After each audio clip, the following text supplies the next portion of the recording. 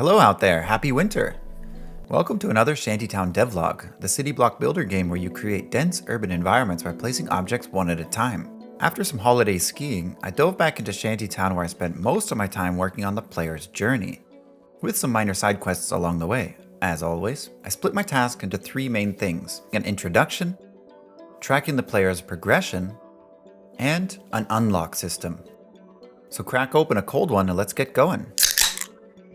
I got a good book that inspired me to make some artistic changes, trying to add a bit more detail to windows and doors, which also involved changing the scale of things in a way that's probably imperceptible to most. I think they look much better and it gives more room for expression. But now, onto the main course. A bit of time was spent refactoring, which basically means looking through old code and getting rid of anything that looks out of place. But that wasn't helping my goal of getting the game into people's hands, so I decided to work towards that goal instead. Art can come later. For the introduction, I decided it's time to make a tutorial map. I'm almost ready to get some playtesting feedback, so I created a tiny map that walks you through the game, step by step, from camera controls to placing objects and adjacency bonuses, to briefly explaining all the UI elements. During this time, I also added a system where houses can request certain items and you'll get a bonus for fulfilling those requests. This was to add a bit of conflict in the player's choice, so there wasn't an inherent optimal placement for each object. At the moment, the system is pretty half-baked, but I think it's going in the right direction, so I'll be throwing it back in the oven later. This level gives you objects one at a time in gentle guidance before opening up and giving the player 3 choices, which they'll have for the rest of the game. Always 3. There are no more, no less.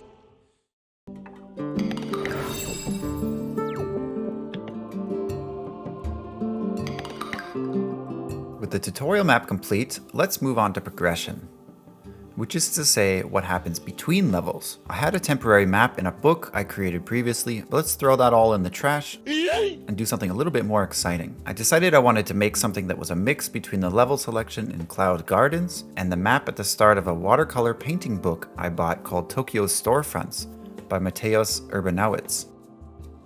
I have this theory that all great books have a map at the start. Anyways, I put a bunch of blocks out on a flat plane and then added some destinations and paths between them. I then set up a system where you can path from node to node using the direction keys. I thought it would be visually interesting if the blocks nearby raised up around you for some reason, and it feels pretty good.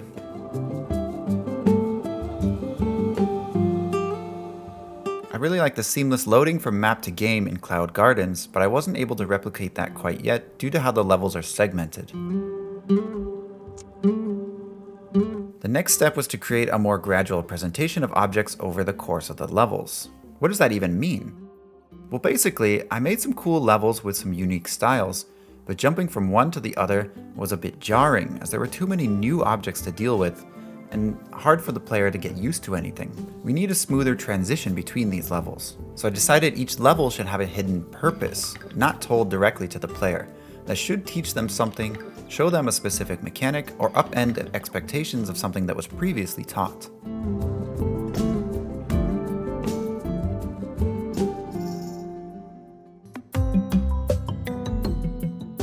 So the first level is the tutorial, no secrets there. The purpose is to teach you the basic mechanics. But the next level is a simple farmland, meant to teach the player on how to fill the ground space and explore their options. Following that is Shantytown, which is supposed to give the player too many houses, so they don't feel so afraid of placing things in non-optimal positions. And then comes Underpass, which will force the player to build compact stacks and teach how shop fronts benefit from one another, and so on. The tutorial and Shantytown are completed already, but the farmland level was not. So I started making that level. I put 2 different elevations and made one of the edges on an angle just to try it out, see how that feels. And I put a small road in the middle as kind of a rural bike path. So I put some bikes on it using the old tram system I made before. I know there's no people on the bikes, but I'll figure out people later.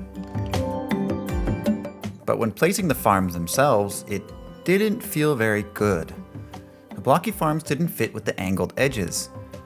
I could make the map more rectangular, but I'd rather make it so the farms formed themselves around their surroundings. How hard can that be? right?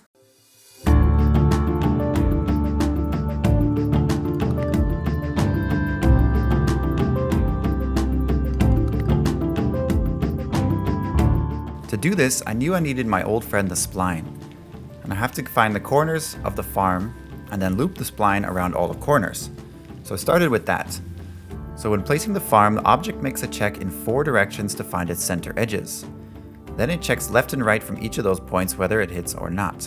Then it draws points at each of those locations, removing duplicates, and draws a spline around them between those points.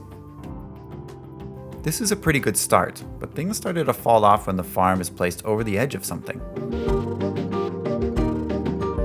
I could do an overhang like the houses have, but instead I wanted to try to form it. So after doing all the previous checks, it then checks below in a reverse direction for an overhang if there was no hit detected.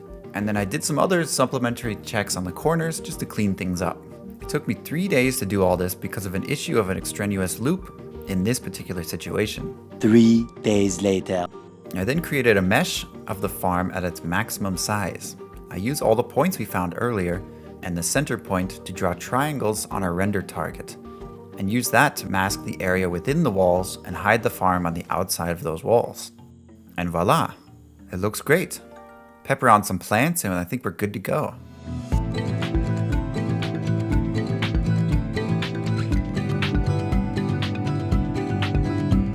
With that map done, it's time to move on to the next part of the process, an unlock system, which appears after you complete a level.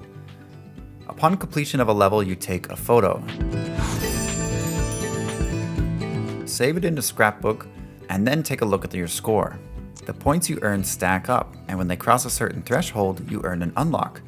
This is a unique item that can appear in the future, overriding a basic item but keeping its original properties. As an example, this bonsai tree can replace a simple potted plant and appear as a bluish object. It's just for a bit of fun and flavor, but it feels nice for now.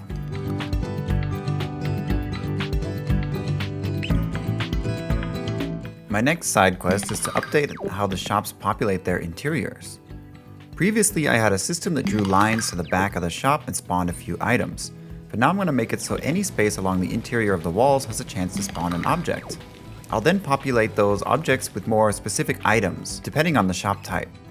I was also a bit disappointed with this cloth banner, which was using the engine's physics system, and it doesn't actually move that much in the wind. So I spent some time creating a fake wind system using vertex painting and some mathematics. I'd say it looks pretty good, even if the material graph looks ridiculous. Gotta go fast, gotta get down and do a little dash. I'll be working more on this going forward, but I think that's enough for this devlog. If you'd like to see these videos early in the future or want to support development, check out the reinvigorated Patreon. And if you haven't already, please wishlist the game on Steam as it really does help developers. You can find those links below. Thank you so much, and I'll see you in the next one. Bye bye.